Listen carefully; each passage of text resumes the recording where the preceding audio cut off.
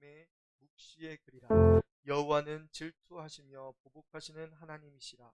여호와는 보복하시며 진노하시되 자기를 거스르는 자에게 여호와는 보복하시며 자기를 대적하는 자에게 진노를 품으시며 여호와는 노하기를 더디하시며 권능이 크시며 벌 받을 자를 결코 내버려 두지 아니하시느니라.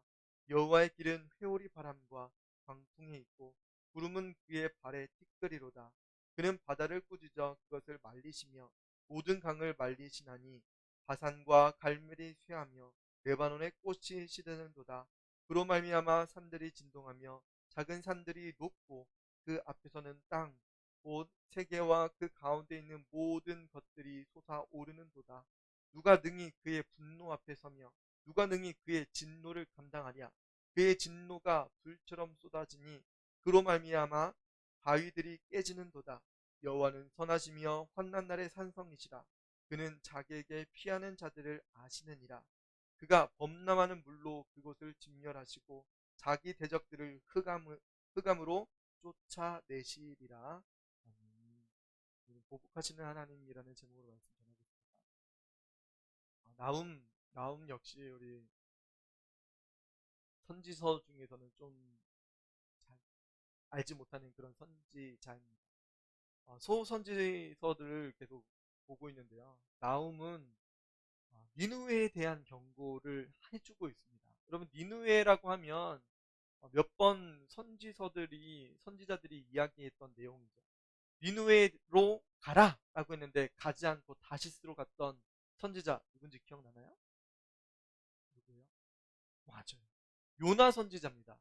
요나 선지자를 통해서 이 느누웨가 회개하고 하나님께 돌이켰죠.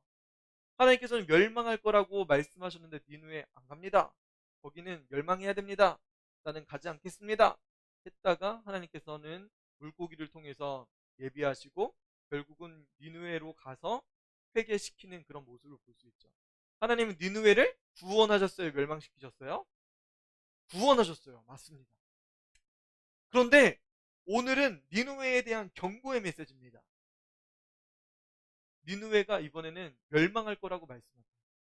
좀 색다른 모습이죠. 이전에는 요나를 통해서는 니누에를 구원하길 원하셨고, 그리고 나움을 통해서는 니누에가 멸망할 거라고 말씀하셨어요.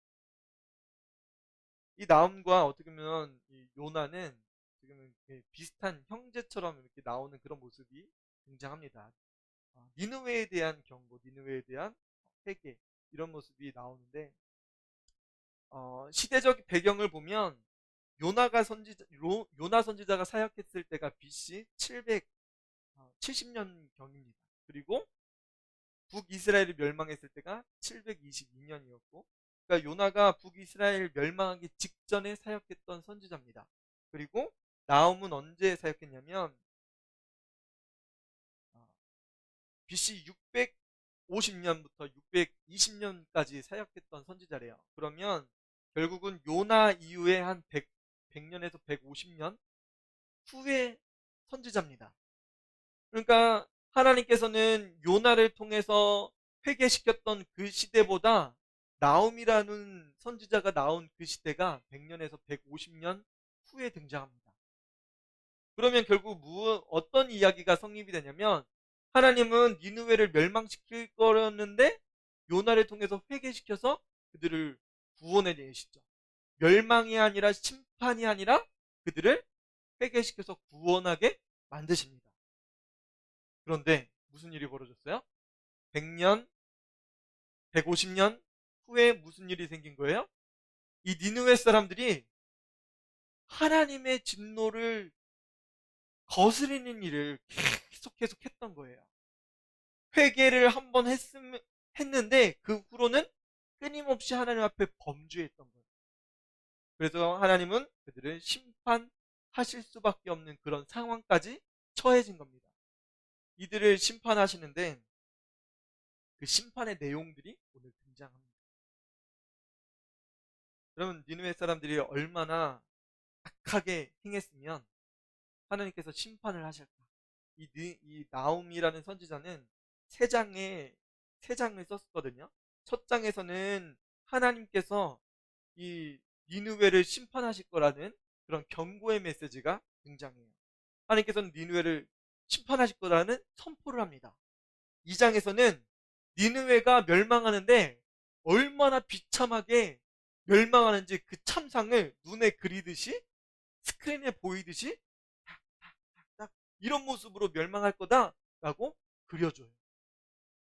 굉장히 세밀하게 터치하시면서 그림 그리듯이 보여주고 있습니다. 그리고 3장에 가서는 니느웨가 왜 멸망했는지 필연적으로 멸망할 수밖에 없는 그런 결정적인 이유들이 3장에서 나옵니다. 이런 이유 때문에 이렇게 범죄했기 때문에 우상을 숭배하고 미혹시키고 이런 것들로 인해서 너네들은 멸망받을 수밖에 없어 라고 도장을 딱 찍어줘요. 그런 이유 때문에 니느웨는 멸망할 수밖에 없었던 겁니다. 그들이 요나 때 같이 회개했을까요? 회개하지 않았습니다. 여러분, 그렇다면 이 니느웨가 얼마나 악하게 악독을 일삼았는지 성경을 통해서 우리는 좀 알아볼 필요가 있어요. 니느웨 그들은 어떻게 나라를 다스렸고 그들이 얼마나 하나님 보시기에 악했는지. 니느웨가 성경에 보면 굉장히 싸움을 좋아했습니다. 호전적이라고 하거든요. 싸움을 좋아하는 사람은 굉장히 호전적인 사람이라고 이야기해요. 되게 악하고 싸우기 좋아하는 사람. 그리고 굉장히 무자비했습니다. 싸움 잘하는 사람은 어떻게 해요? 봐주지 않아요. 내가 이길 것 같으면 막 엄청나게 때리죠. 약한 사람을 굉장히 많이 때립니다. 그리고 약한 부분을 계속 괴롭혀요. 결국은 그들을 무너뜨립니다. 그들을 학대하고 착취했대요. 약탈했습니다. 약소국이 있잖아요. 자기보다 약한 나라와 동맹을 맺은 다음에 어떻게 하냐면 동맹을 깨트려요. 깨트리고 배반하고 속이고 그들을 간교함 가운데 그 나라를 그냥 먹어버리는 거예요. 그들은 피 위에 건설된 국가였습니다. 적국을 초토화시키는데 얼마나 잔인하게 초토화시키냐면 싸우잖아요. 나라와 나라끼리 싸우잖아요. 어, 대립하면 그 나라를 웬만하면은 이 나라가 우리 항복합니다 이렇게 하면 조금은 봐줘요. 그런데 당신 나라가 우리나라를 침범하는 것을 용납할 수 없습니다. 그때 항복하는 나라 보니까 그들을 비참하게 짓밟고 그 계약 조건도 깨고 그런 거 우리 봤습니다.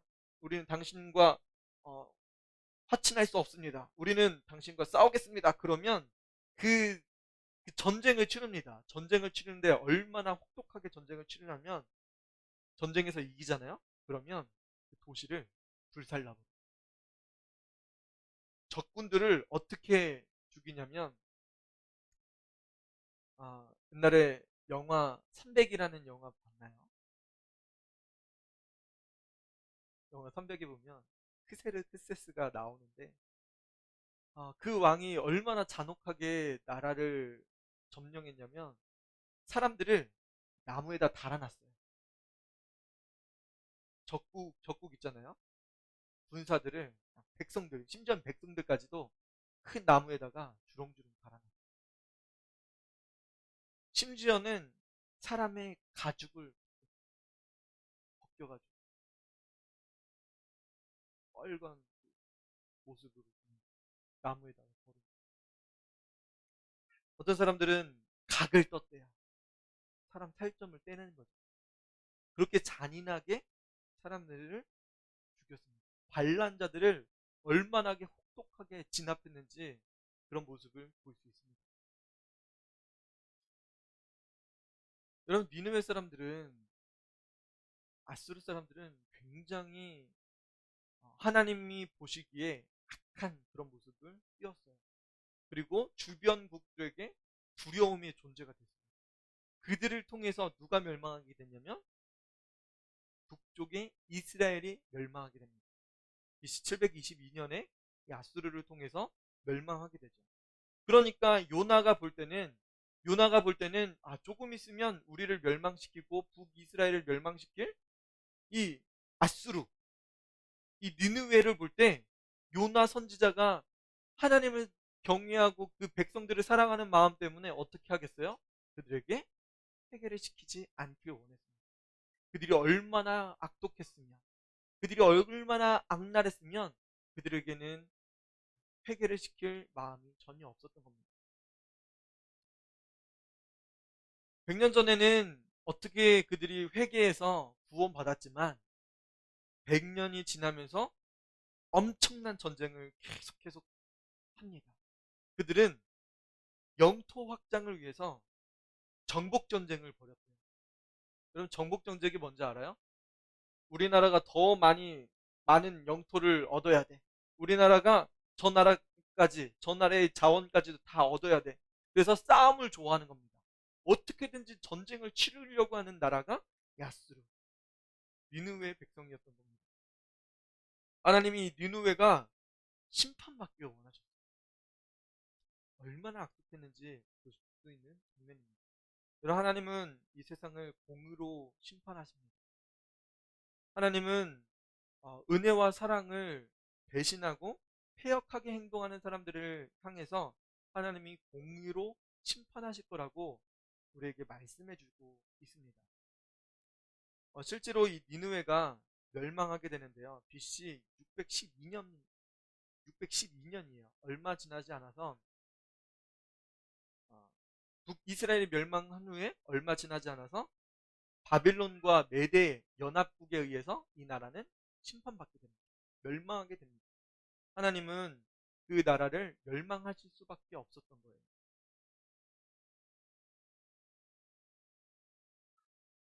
그러면 나움을 통해서 니느웨를 심판하시겠다. 그러면 거기에는 어떤 메시지가 있을까요? 남유다 백성이 있잖아요. 북이스라엘과 남유다가 형제 국가인데 아수르가 그 악랄하고 악독한 그 아수르가 형 나라를 먼저 친 거예요. 북이스라엘을 먼저 친 거예요. 그 다음에 누구겠어요? 방패막이가 없잖아요.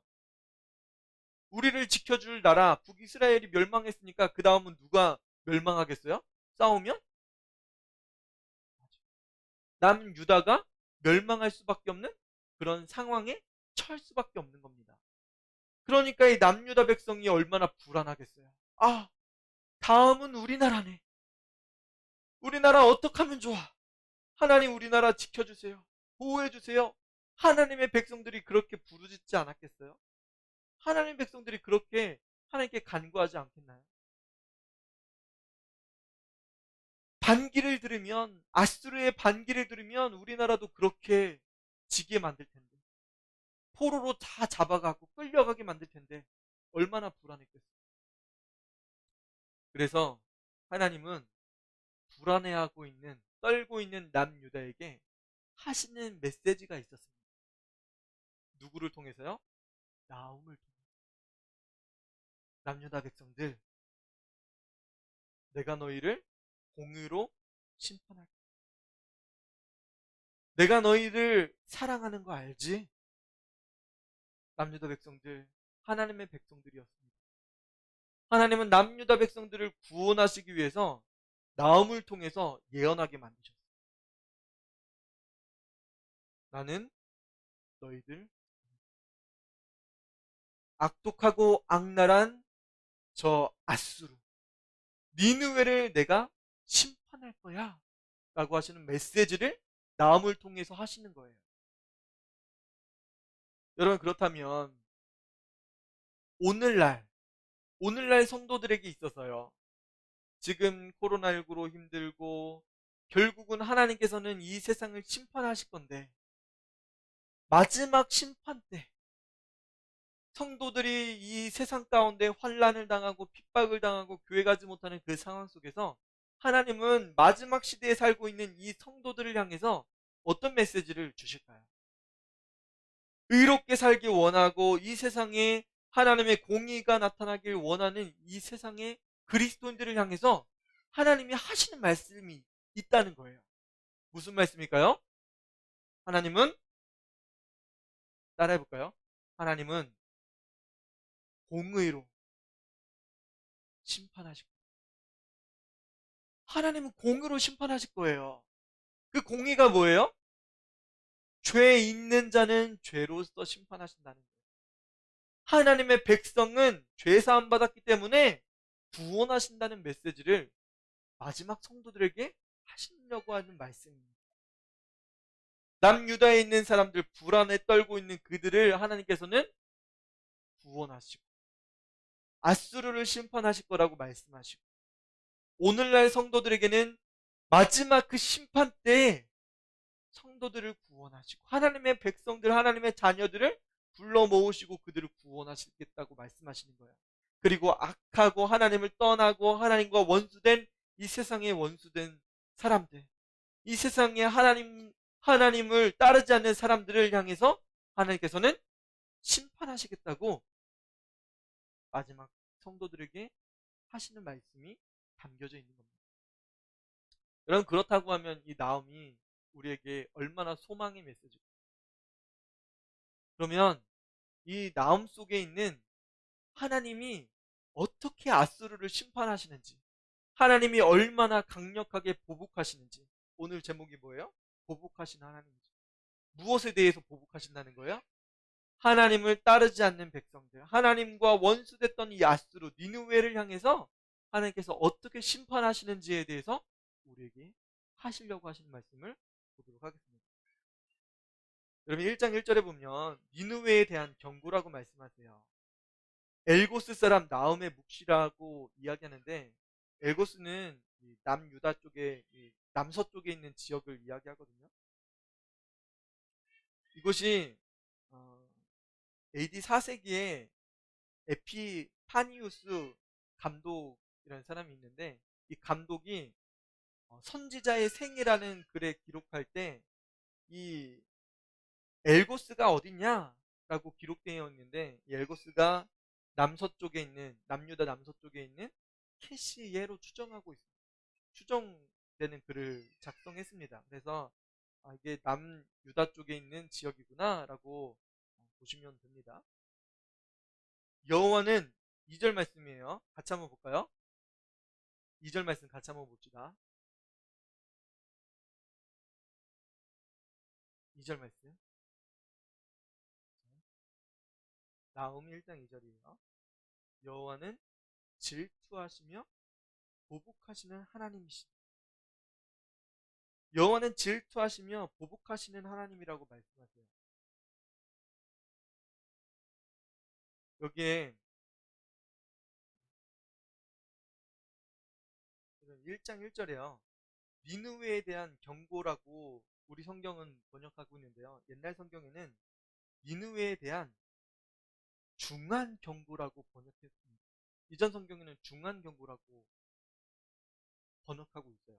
중하다는 건 뭐예요? 무거운 경고래요. 쉬운 경고가 아닙니다. 너 멸망할 거야. 너 그러면 진짜 없나? 그 메시지가 1장 1절에 담겨져 있는 거야. 너네 그렇게 하는 거 아니야. 너네 지금 똑바로 자리에. 너네들 예배할 거면 바른 자세로 예배 드려야 돼. 중하게 하시는 말씀이 담겨져 있다는 거예요. 중하. 메시지가 담겨져 있어요. 여러분, 이거는 인간의 메시지가 아닙니다. 하나님께서는 중한 경고라고 말씀하시는데, 이거는 결국은 아빠가 경고하는, 혹은 엄마가 경고하는, 선생님이 경고하는, 사람이 경고하는 그런 메시지가 아니라는 거예요. 하나님께서 이 심판을 하시겠다고 중하게 말씀하시는 거예요. 이 심판하는 거 있잖아. 지금 내가 1장 1절부터 경고하는데 잘 들어. 내가 한 번 말할 때 잘 들어야 돼. 이거는 나의 경고야. 하나님의 경고라고, 중한 경고라고 말씀하시는 거라고 볼 수 있습니다.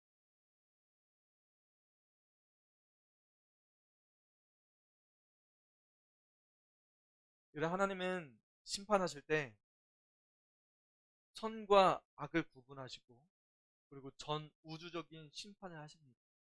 그게 하나님의 심판입니다.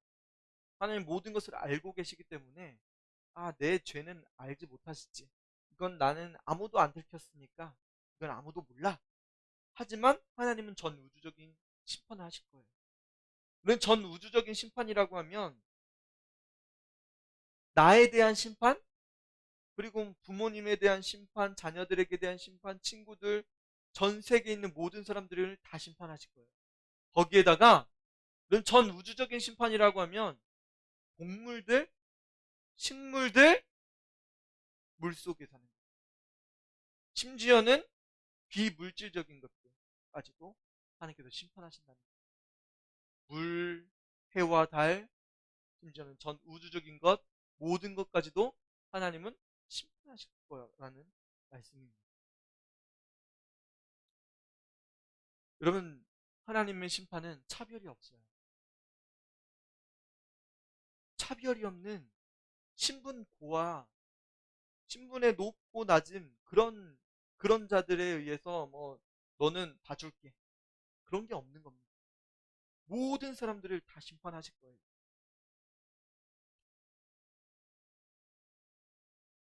그럼 심판 한번 볼게요. 2절입니다. 여호와는 질투하시며, 이제 그 심판에 대한 내용이 담겨져 있어요. 여호와는 질투하신대요. 여러분, 질투라는 단어가 카나라는 단어거든요. 한번 따라해볼까요? 카나. 카나. 이 카나, 이게 붉게 물들다. 여러분, 화낼 때 얼굴 빨개지면서 화내는 거 있죠. 그렇게 누가 화내요? 그렇게 화내는 사람 있죠. 얼굴 시뻘겋게 되면서 화를 내는 거예요. 우리 집에도 이렇게 시뻘겋게 막 화내는 사람이 있어요. 화내는 사람이 있어요. 얼마나 무서운지 몰라요. 놀래요, 놀래. 그럼 붉게 물들면서 화를 내는 건 열정을 토해서 분노하는 겁니다. 근데 누가 그렇게 열정을 다해서 분내시는 거예요? 질투하시는 거예요? 누가 그럴까요? 하나님이 하신다는 거예요. 여러분, 누구 때문에 그렇게 얼굴이 시뻘개지면서 화를 내고 계실까요? 하나님이? 우리가 잘못해서? 아니. 누구에 대한 경고예요? 하나님 니느웨에 대한 경고입니다. 니느웨.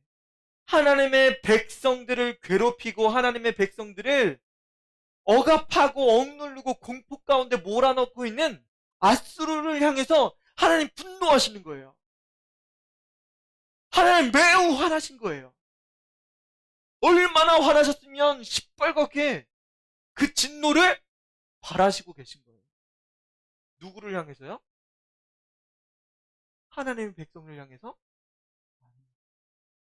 하나님의 백성들을 저주하고 미워하고 있는 아수르를 향해서, 니느웨를 향해서 하나님께서 분노하고 계신 거예요. 여러분, 그러면 우리가 이 분노를 향해서 잘 생각해 볼 때 하나님이 누구를 보호하시려고 지금 분노하고 계신 거예요? 하나님의 자녀들, 하나님의 백성들을 보호하시기 위해서 하나님 원수를 향해서 분내시고 계신 거예요. 여러분, 우리를 혼내려고 분내시는 거예요? 우리를 혼내려고? 우리에게 징계하시려고 혼내신다고요? 우리를 혼내시려고 분내시는 것이 아니라 우리를 괴롭히고 우리에게 억압하고 우리에게 어떻게든지 하나님의 백성이 자녀에게서 떠나게 하려고 하는 그것으로부터 하나님께서 분내시는 거예요. 여러분, 그러면 하나님이 열심으로 우리를 사랑하고 계시다는 모습을 반대로 확인할 수 있는 거예요.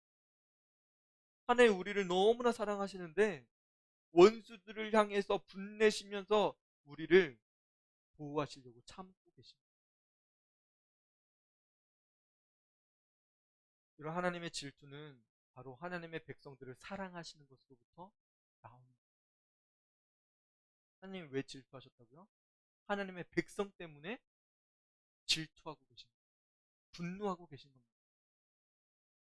여러분을 사랑하시는 것을 우리에게 보여주고 계심을 우리에게 다시 한번 말씀합니다. 질투하시며 보복하시는 하나님이시니라. 여호와는 보복하신대요. 여러분 보복하시는데 뭐 때문에 보복하신다고요? 이스라엘 백성들을 괴롭히는 이 니느웨를 향해서 보복하시는 겁니다. 니네들 그렇게 하면 이렇게 돼. 니네들 이스라엘 백성들 괴롭히면, 니네들 하나님의 자녀들을 그렇게 괴롭히면 너네들 결국은 멸망시킬 거야. 멸망할 거야. 라고 하나님께서 말씀하시는 거예요. 자기를 거스르는 자에게 여호와는 보복하시며 자기를 대적하는 자에게 진노를 품으신다 라고 말씀하세요. 여기서 품다라는 단어가 진노를 품다라는 게 이게 마음에 간직하는 거잖아요. 근데 마음에 간직하는 것뿐만 아니라 이 품다 속에 뭐가 담겨져 있냐면 지속하다라는 뜻도 담겨져 있습니다. 지속하는 거. 품는데 이 마음의 분을 계속 가지고 있는 거야. 누구를 향해서 분노하시는 거예요 지금? 니느웨를 향해 분노를 계속 끊임없이 품고 계신, 간직하고 계신 거예요. 근데 3절에 보니까 여호와는 노하기를 더디하신다. 여러분 성경 한번 보세요. 성경을 덮지 말고 성경을 펴보세요. 하나님 뭐라고 말씀하시는지 한번 펴보세요. 네? 펴보세요. 니느웨 그냥 듣지만 말고 성경 한번 펴보세요. 1299페이지잖아요. 여호와는 노하기를 더디하신다. 노하기를 더디하신다. 여러분 왜 하나님께서는 노하기를 더디하실까요? 하나님은 하나님의 성품대로 움직이십니다. 하나님은 사랑이시고 하나님은 자비하시고 하나님은 은혜로우시고 하나님은 진실하시고 이 모든 것이 하나님의 성품인데 하나님은 노하기를 더디하신다. 하나님은 자비하시고 하나님 긍휼하심이 무한하세요. 그래서 하나님은 노하기를 더디하신 겁니다.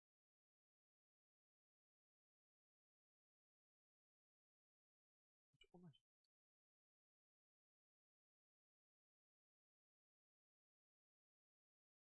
노하기를 더디하시는데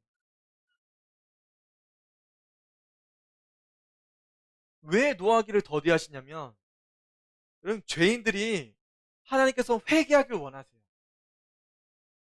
죄인들이 회개하길 원하시는데 충분한 기회를 주십니다.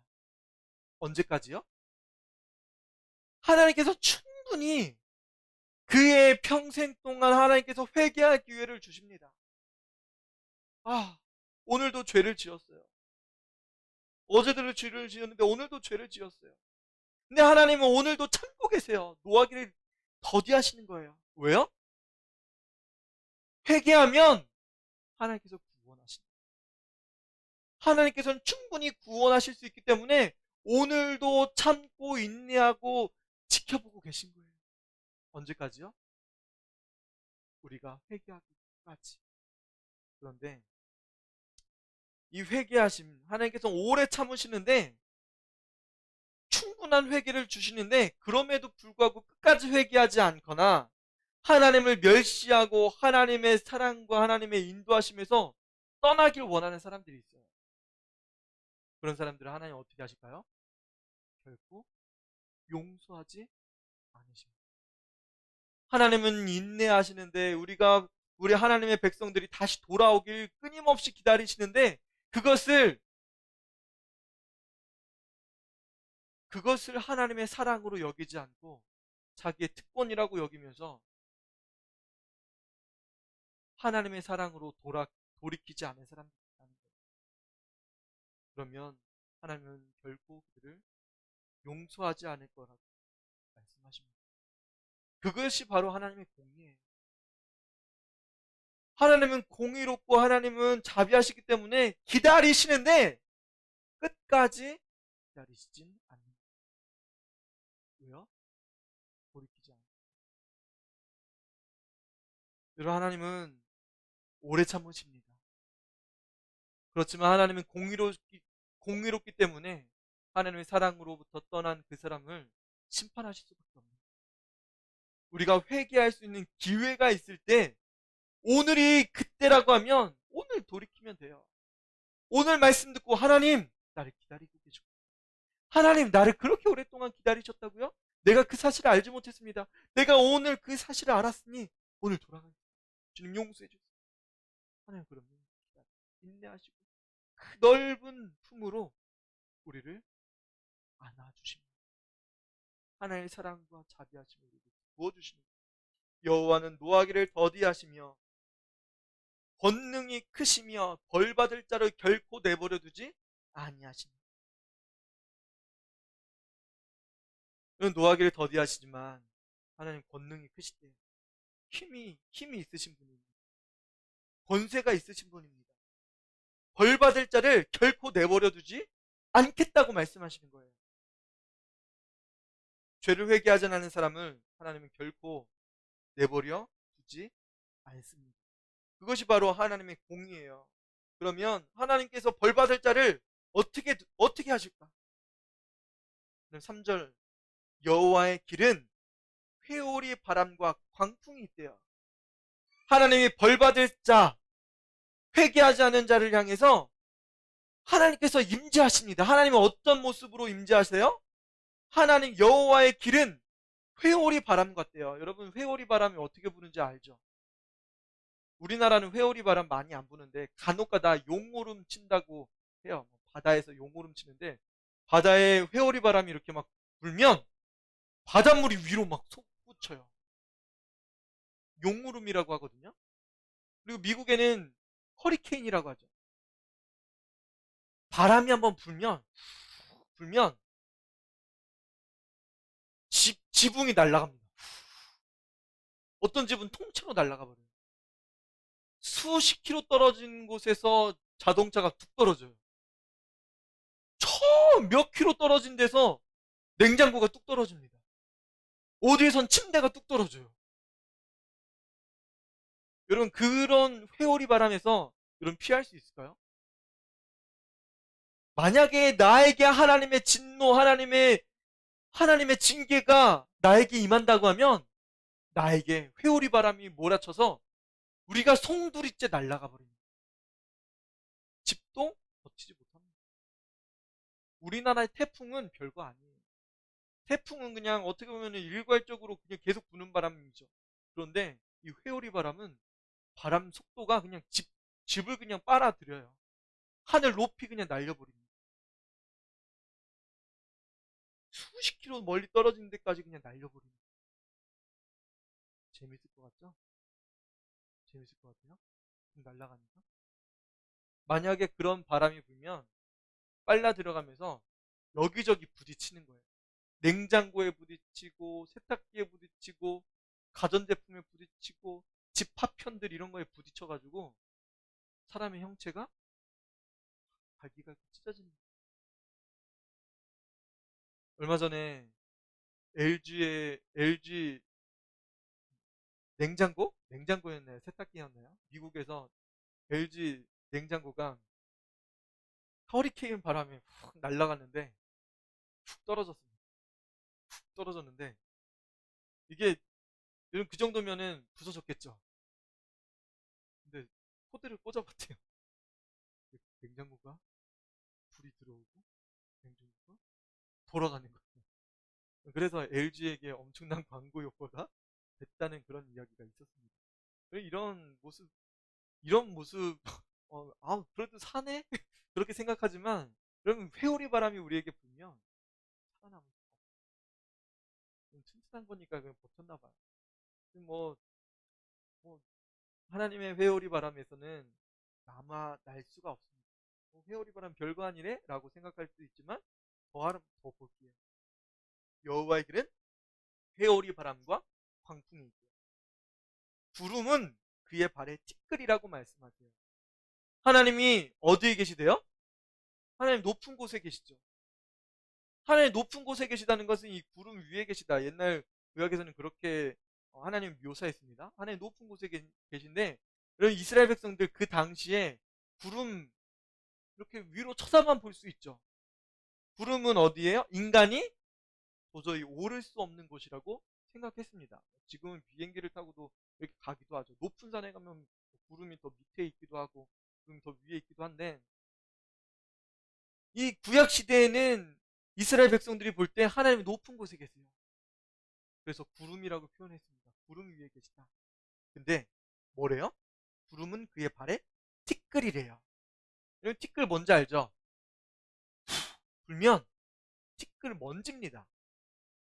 먼지처럼 이렇게 날아가는 거예요. 하나님의 발을 딱 이렇게 내딛면 구름이 확 날아가 버립니다. 그 높은 곳, 우리 인간이 거할 수 없는 그곳이지만 하나님이 임재했을 때 구름도 흔적도 없이 날아가 버리는 그런 모습.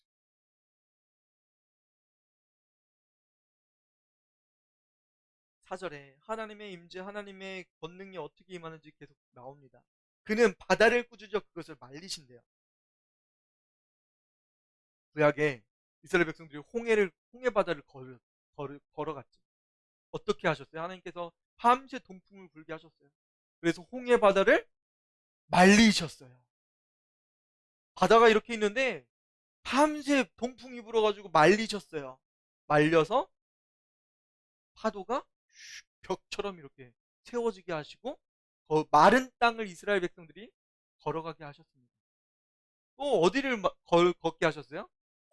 홍해 바다뿐만 아니라 이스라엘 백성들이 출애굽해서 가나안 땅에 들어가는 요단강에 들어갈 때 요단 강물이 홍수기였어요. 보통 뭐 물이 강물이 이 정도였으면 홍수였을 때는 여기가 범람합니다. 엄청나게 많은 물이 범람했는데 하나님께서 여기도 가르셨어요. 이스라엘 백성들이 출입할 때 이 물을 마른 땅이 되게 하셨어요. 하나님 바다를 가르실 수 있는 능력이 있으신 분이세요. 모든 강을 말리시니 바산과 갈멜이 쇠하며, 바산과 갈멜은 굉장히 풍요로운 지역이래요. 그래서 포도 농장도 너무 좋은 농장이 있대요. 이것도 하나님 어떻게 하신대요? 쇠하게 말라버리게 하신대요. 엄청난 목초지가 있다 할지라도 하나님 그것을 말리실 수 있는 능력이 있으십니다. 레바논의 꽃이 시든다고 말씀하세요. 여러분 레바논이 어딘지 알아요? 레바논? 레바논은 그 백향목이 있죠. 백향목. 1000년 동안 크는 나무입니다. 그 나무 두께가 이래요. 솔로몬의 백향목으로 만든 성전이라고 그런 묘사도 있잖아요. 그런데 성경에 이 백향목이 나오는 그 지역이 레바논입니다. 그곳에는 꽃도 아름다운 꽃도 많이 있어요.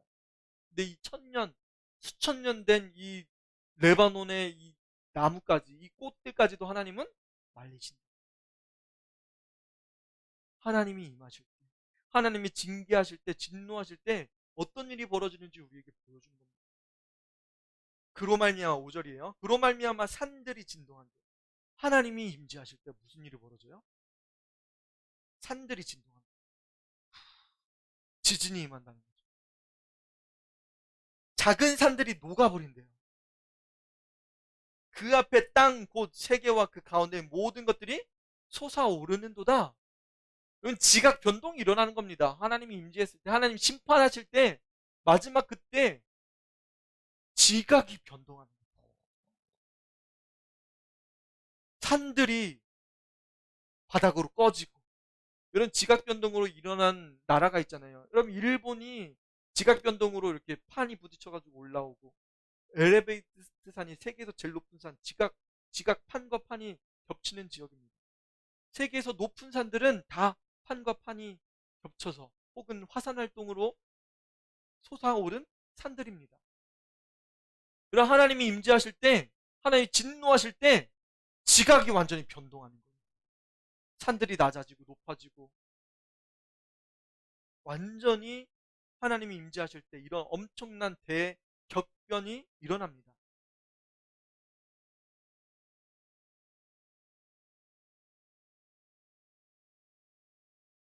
6절에 누가 능히 그의 분노 앞에 서며 누가 능히 그의 진노를 감당하랴. 이 진노, 이 분노를 감당할 수 있는 게 없다고 하는 거죠. 저는 옛날에 우리 2000년 초기였나요? 그때 영화가 멸망, 심판에 대한 이야기, 해성 충돌 이런 영화가 굉장히 많이 등장했습니다. 최근에도 계속 나오곤 있는데 해성이 충돌할 때 인간이 어떻게 하면 지구의 해성이 충돌하면 어떤 일이 벌어진대요? 뭐 공룡 시대에 뭐 해성이 충돌해가지고 공룡이 다 멸망했다 뭐 그런 이야기도 있는데 뭐 그거는 어디까지? 어, 운석 충돌설입니다. 그냥 이론이에요.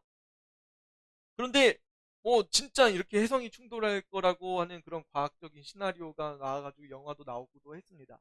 그래서 인간이 이 날라오는 이 해성에게 핵폭탄을 쏴서 폭발시키기도 하고 아니면 이 해성까지 가가지고 뭐 그 해성 속을 드릴로 뚫어가지고 그 안에다 핵폭탄을 심어가지고 해성을 쪼개버린다, 파괴시켜버린다 뭐 그런 영화설도 있었는데 그때 인간들은 대격변 속에서 땅속 깊은 데다가 콘크리트로 뭐 더 단단한 암만 속에다가 기지를 세우고 사람들이 살 거라고 이렇게 세우는 그런 영화도 있었습니다.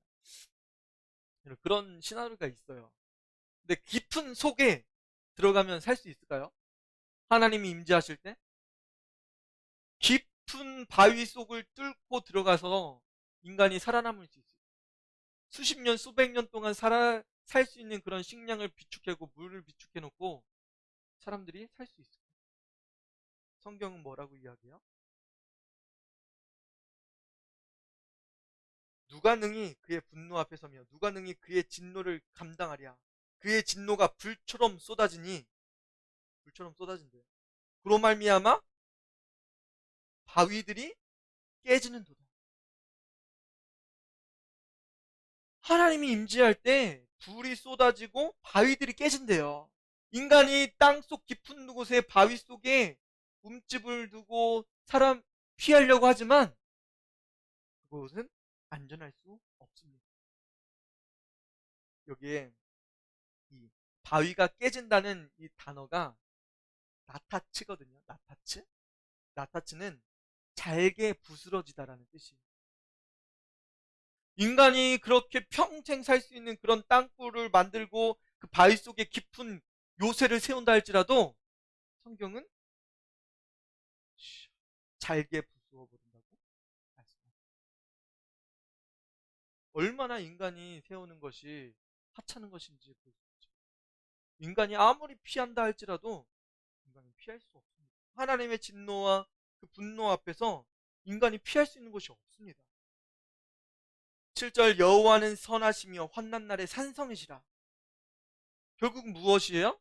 우리가 하나님 앞에 피할 수 있다 없다? 피할 수 없다. 그러면 우리는 어떻게 해야 돼요? 여호와는 선하신 분이래요.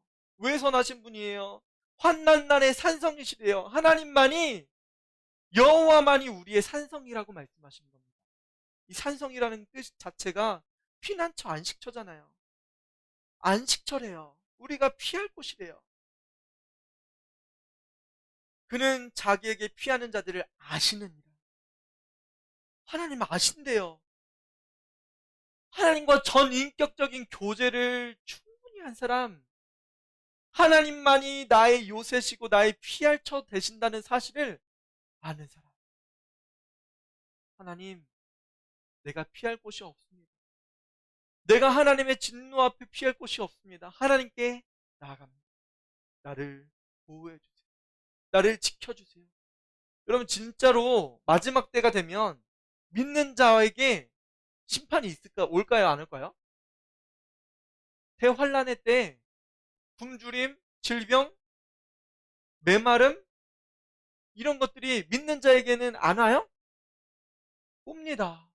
똑같이 와요. 그 환란을 똑같이 견딥니다. 믿지 않는 자들과 믿는 자들 같이 견딥니다. 그런데 성경은 무엇을 묘사하는 거예요? 하나님께 피하는 자는 구원받는 거예요. 여러분 마지막 때에 인간 믿지 않는 사람과 믿는 자 똑같이 그것들을 견딥니다. 똑같이 그 환난을 당해요. 그런데 육체적인 그 모든 것들 똑같이 견디는데 믿는 자에게는 같은 죽음을 당한다 할지라도, 같은 환난을 당한다 할지라도 하나님은 그들이 고통당하는 것을 알고 계시대요. 자기에게 피하는 자가 누군지 알고 계시다는 거예요. 너 나에게 피하면 너는 구원받을 수 있어. 그 믿음을 가진 사람을 하나님은 알고 계신대요. 여러분 그렇기 때문에 우리가 하나님께 피해야 됩니다. 하나님의 인도한 가운데 가야 돼요. 하나님 나를 구원해 주세요. 나를 하나님 품으로 인도해 주세요. 그가 범람하는 물로 그곳을 진멸하시고 자기 대적들을 흑암으로 쫓아내시리라. 하나님은 이 진노 앞에 이 아수르 사람들, 이 니느웨 사람들을 폐허가 되게 만드십니다. 여러 하나님의 백성들을 하나님께서 구원하시고, 여러분 마지막 때에 이 대환난의 때가 옵니다. 분명히 옵니다. 여러분 환난이 온다 할지라도 이 환난을 기다리고 버티고 예수 그리스도를 끊임없이 믿음으로 여러분 이 고난을 승리할 수 있습니다. 우리에게 똑같은 육체적인 고난이 온다 할지라도 하나님 우리가 믿는 자가 누군지 알고 계십니다. 여러분 무엇을 선택하시겠나요? 여러분 니느웨를 심판하심을 통해서 믿는 자에게 구원이 있음을 알려주십니다. 하나님의 백성을 향해서 얼마나 하나님께서 분노하고 계시는지, 하나님의 백성을 구원하시기 위해서 이 세상을 분노하시면서 심판하시는 모습을 나음을 통해서 말씀하고 있습니다. 여러분 하나님의 백성이라고 하면 하나님의 구원을 바라보세요. 하나님 나를 구원해 주세요. 하나님의 선하심으로 나를 인도해 주세요. 이 세상 환난 받을 때, 핍박 받을 때, 이 고난 받을 때 하나님 우리를 인도해 주세요. 하나님의 구원으로 나를 인도해 주세요. 여러분 하나님만이 여러분들의 구원 되십니다. 이 시간에 같이 한번 기도했으면 좋겠습니다. 하나님 이 환난의 때 분명히 옵니다. 우리가 지금 핍박하고 환난받는 이 순간 하나님 니느웨 백성들을 심판하실 거라고 말씀하셨습니다. 하나님 우리를 구원하시기 위한 하나님의 그런 모습 우리에게 보여주십니다. 하나님 우리를 구원해 주시고 하나님 인도해 주세요. 하나님의 사랑으로 우리를 이끌어 주세요. 하나님의 구원하심이 우리 안에 나타나길 바랍니다. 하나님의 핍박하심, 하나님의 환난의 때가 온다 할지라도 나는 예수님을 끝까지 믿고 주님만을 따르겠습니다. 이 시간에 같이 기도하도록 하겠습니다. 하나님의 사랑 가운데 거액될 사람들이 많습니다. 주님 우리를 보호하신 것처럼, 우리를 인도하신 것처럼 하나님의 백성들을 찾으시는데 하나님 영원히 찾지 않으십니다. 하나님 오래 참으시지만 하나님 공의로우신 분이기 때문에 그들을 심판하실 수밖에 없습니다. 주님 내 남편 용서해 주옵소서. 불쌍히 여겨 주옵소서. 하나님 우리 부모님들 불쌍히 여기셔서 주님께 돌아올 수 있게 도와주옵소서. 우리 자녀들이 올바른 길로 걸을 수 있게 하나님을 따르는 길로 나아가 하나님의 백성 되게 달라고 같이 우리 주변에 있는 사람들을 위해서, 가족들을 위해서, 하나님 신앙의 교우들을 위해서 같이 기도하도록 하겠습니다. 아버지 하나님 감사합니다. 하나님 감사합니다. 우리 주님께 나아가길 소원합니다. 주여 도와주어서 하나님 주님 품으로 나아갈 수 있게 주님 도와주소서. 아버지여 주님, 아버지니 잘못된 것들을 날마다 용서하시고 하나님 주의 품으로 주님 인도하여 주소서. 하나님 모두 아는다 할지라도 하나님 아버지 회개를 선포했던 하나님 아버지 우리 나음 선지자를 봅니다. 이스라엘 백성들을 사랑하셨던 하나님의 열심을 봅니다. 하나님 그들을 구원하시고 보호하시려고 했던 하나님의 모습을 봅니다. 오 주님 인도하여 주옵소서. 하나님 아버지의 불과 같은 사랑으로 그들을 보호하시고 사랑을 베풀어 주신 주님 감사합니다. 하나님 어쩌면 이스라엘 백성들은 니느웨같이 심판하지 아니하시고 그들을 지키시고 보호하시겠다고 하시네. 하나님의 사랑을 봅니다. 하나님 우리 가정을 지켜주옵소서. 주 십자가의 보혈로 우리 가정들을 주님 지켜주옵소서. 하나님의 사랑으로 우리를 인도하여 주옵소서. 하나님 성도들을 강건하게 붙들어 주옵소서. 하나님 주님 인도하여 주옵소서. 하나님 심판받을 자가 우리가 아니라 하나님을 따르지 않는 사람들이다. 예수님을 믿는 거룩한 성도들에게 주의 성령을 부어주셔서 날마다 거룩함으로 주님께 나아갈 수 있게 주님 도와주옵소서. 하나님께 영광 돌리게 하시고 하나님께 예비하시게 하시고 전심으로 주 예수님을 사랑할 수 있게 주님 도와주옵소서. 성도들 한 사람 한 사람 이름을 주님 기억하여 주시고 그 가정을 주님 인도하여 주옵소서. 오 주님 감사합니다. 주님만이 우리를 다스리십니다.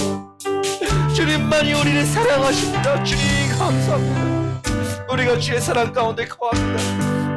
오 주님 감사합니다. 하나님 피곤하여 눈이 하나님 감기는 성도들 하나님 아버지 하나님 새 힘을 허락하여 주옵소서.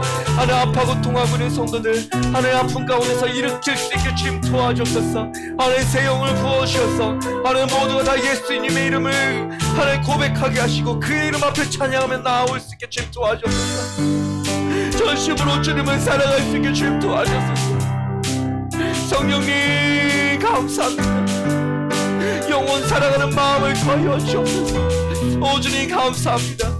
하나님 같은 마음으로 생각할 수 있게 주님 도와주시고 하나님 믿음의 주여 또 온전케 하시는 예수 그리스도를 바라보라고 주님 말씀하셨사오니 우리를 온전케 하여 주옵소서. 하나님 우리가 그리스도 예수 안에서 완전한 사람이 되어질 수 있게 주님 도와주옵소서. 하나님 죄와 사망 가운데 고통하지 않게 하시고 하나님 아버지 세상에서 하나님의 백성들이 누려야 될 하나님 아버지 합당한 복과 은혜를 더하여 주옵소서. 오 주님 감사합니다. 하나님 우리를 지켜 인도할 줄 믿습니다. 하나님 아버지 우리 때문에 분노하신다고 말씀하셨사오니 하나님 우리를 분내기까지 사랑한다고 주님 말씀하셨사오니 우리를 강력하게 보호하여 주시고 하나님 우리가 주님께 돌아가는 것만이 하나님의 사랑이 우리 안에 거하는 겁니다. 오 주님 감사합니다. 우리를 부어주옵소서. 우리를 이끌어 주옵소서. 우리를 인도하여 주옵소서. 주 예수 십자가의 보혈로 날마다 우리를 인도하여 주옵소서. 오 주님 감사합니다. 하나님 감사합니다. 주의 은혜 우리 가운데 날마다 부어주옵소서. 오 주님 감사합니다.